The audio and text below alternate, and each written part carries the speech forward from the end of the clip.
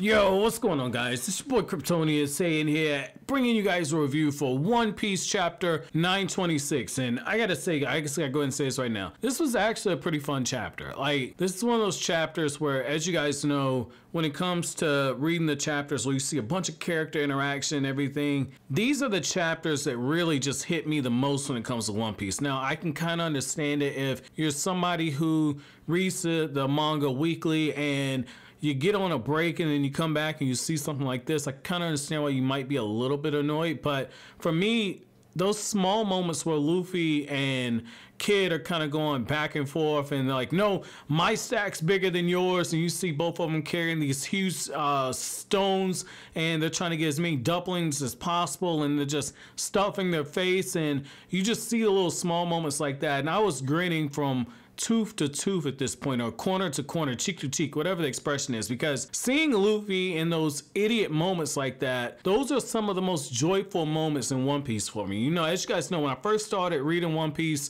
Luffy got on my nerves a little bit. And so to actually see the full charm of this guy and see how even though he's walking side by side with Kid, even though they're rivals, they're from the worst generation and the rivals, they are working towards the same goal. Even now, you just see that camaraderie just building up, and it's one of those things where if Kid and Luffy team up to take down Kaido, it's not going to be something I'm going to be super shocked at. And when you look at the symbolism, right now it's Luffy and it's Law. You add in Kid there, all of a sudden you have 3 members from the worst generation, 4 if you count Zoro, but I'm just talking captains. When you look at those characters right there, that's the symbolism for a brand new trio. And if you want to throw Zoro in there, or if you want to throw in Hawkins, all of a sudden you have 5 potential replacements for the different Yonko. That might be a bit of a stretch right there. That might be a bit of a stretch. You know, obviously Luffy's the 5th Yonko, and you take Zoro, Hawkins, and you take Law, and you take Kid.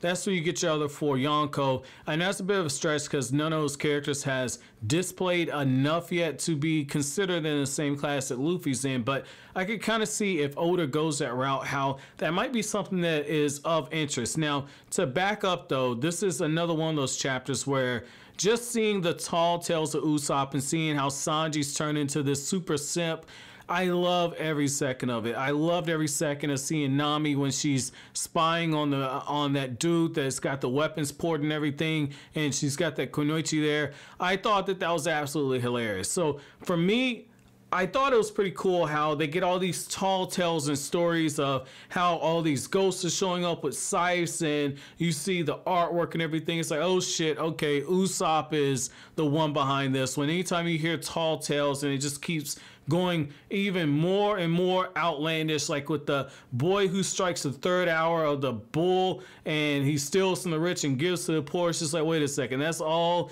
shit that I could hear Usopp doing. And then sure enough, when all those cards get passed out, that's one of those times where you see the crescent moon on the side of the ankle, and then the guy ends up getting some type of a message, a hidden message that Kinemon was talking about when he met with the Straw Hats. Then all of a sudden you see Usopp in Usopp's design. It's just like, oh shit, Usopp was the one giving all those tall tales and just drawing as much attention as possible. That way he can actually root out the people that are part of what's going to be the rebellion. So I thought that was cool, and I thought it was a pretty nice way that Oda did the panels, where I think it's on page 3 or it's page 4, where you see how all the panels just kind of slid it up, where you see them in all different angles and everything. You see the different members who are going to be part of the rebellion. I thought that was very, very good right there. Very good paneling by Oda. And the crazy thing is, it's like what I love here is the fact that Usopp, just by telling those tall tales,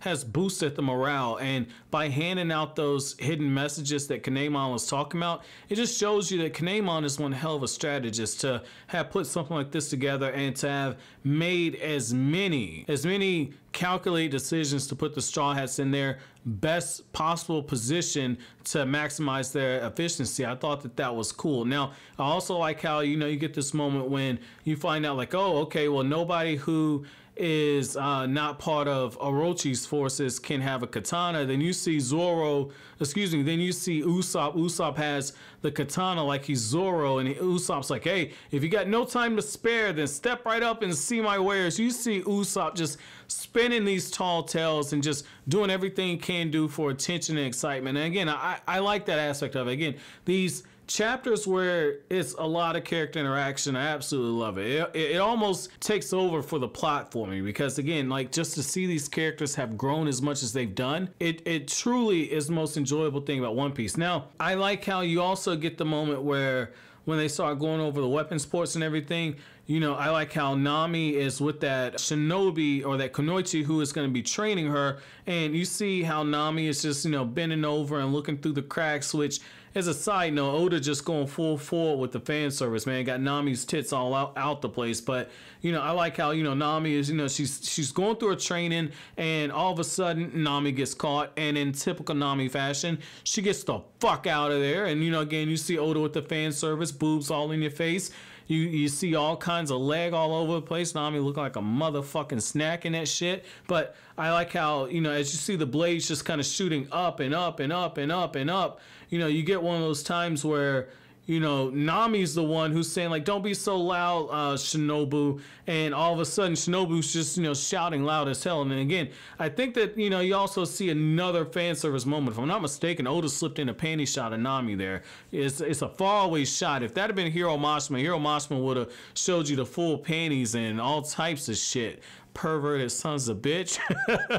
But yo, I thought that was cool how all of a sudden, you know, Shinobu is able to escape after, you know, the character interaction is just playing off even further, where Nami's like, meow, and, you know, she's doing her best to draw attention, and these idiots, they fall for it. They say, oh my god, it's a cat. And then Shinobu's like, it's Shinobu.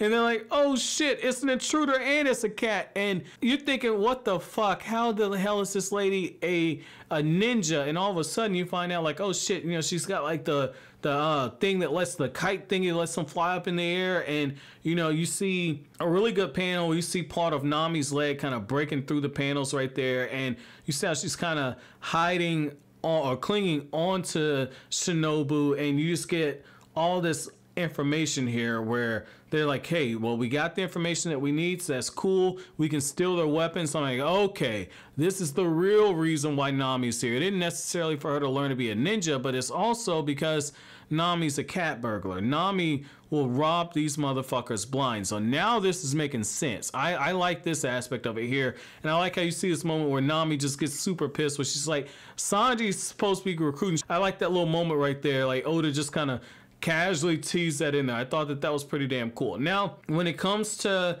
the evacuation labor camp in the Udon portion of Wano, that was some pretty dark shit, man, where you see people getting whipped, and the old man is, you know, struggling to get the one dumpling. He's getting beaten and everything.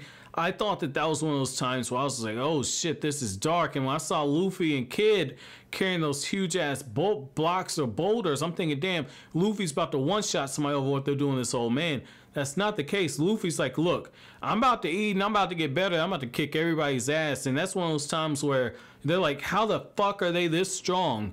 And they got Sea Prism Stone on. What the fuck could they do without it? And it's just like, wait a second. How do you have Luffy and how do you have Kid there and you not realize that these dudes are freaking overpowered? And so I like how, you know, when all of a sudden Dobon shows up, you know, my man shows up and he's like, man, I'm about to make you feel pain. You're going to have to be punished.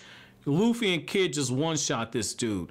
And they just hyped this man up like he was going to be something super serious. I'm thinking this is going to be like something from Magellan, from Impel Down, where this dude's about to be the rule of law. That ain't the case. They just completely smacked this dude around like it ain't nothing. And I absolutely like that last panel where Luffy is leading Kid out of there. That's one of my times where I see that and it's just like, holy shit, man. Like Luffy just pulled the most alpha shit ever there. So overall, like I said, this was a pretty cool chapter for me. Overall, I give this one probably a 7 out of 10. I know some people probably aren't going to put it that high. That's how I feel. But my chapter question to you guys is going to be simple, man. So if you had to rate Luffy's power and Kid's power on a scale from 1 to 10 with without the sea prism stones, what would you give them? And then if you had to give them a 1 to 10 based on how strong they are with the sea prism stones, what would you give them on a 1 to 10?